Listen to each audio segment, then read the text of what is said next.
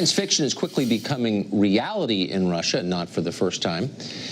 One Russian company has unveiled a 13-foot, 5-ton bulletproof robot. It can't move yet, but the Russians say they expect eventually they'll be able to use its giant claws to perform battlefield tasks and hold weapons. Meanwhile, in San Francisco, a restaurant is serving robot-made burgers. But are today's robot chefs tomorrow's robot overlords? That's the concern. Greg Gutfeld is, of course, the co-host of The Five, author of the Gutfeld Monologues, classic rants from The Five, and he joins us tonight. I'm very concerned about our coming robot overlords. Embrace it. Embrace it. Number one, what you just saw in Russia is not a robot. It's a car made of wood with arms and legs. That is it. That's probably true. It is. It is. It's not going anywhere. There's no video. It's kind of sad. I feel bad for him. Yakov Smirnoff is probably inside that car right now telling jokes.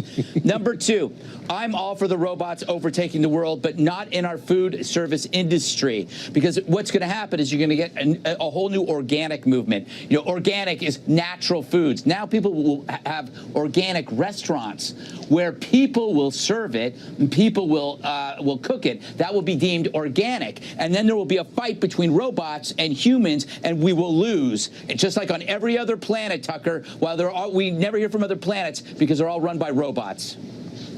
That doesn't actually make me feel better, though. Well, it shouldn't. It should. Well, be like me. I'm like Benedict Arnold. I'm a traitor to the robots. I am behind the robot.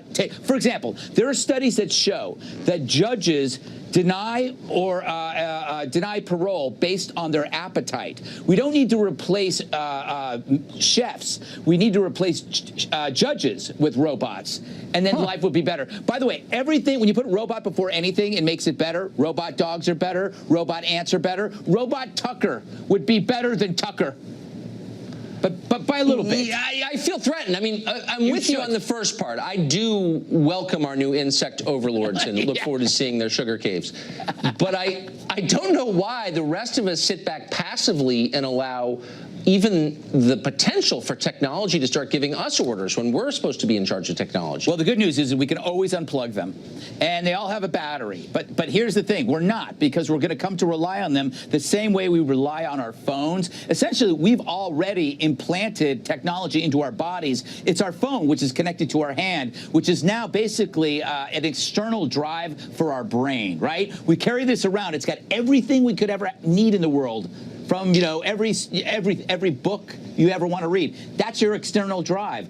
Robots are just going to take care of us, and they're going to be awesome, Tucker. You're going to love it. It's going to be great, but you don't want them to cook your food. You want humans.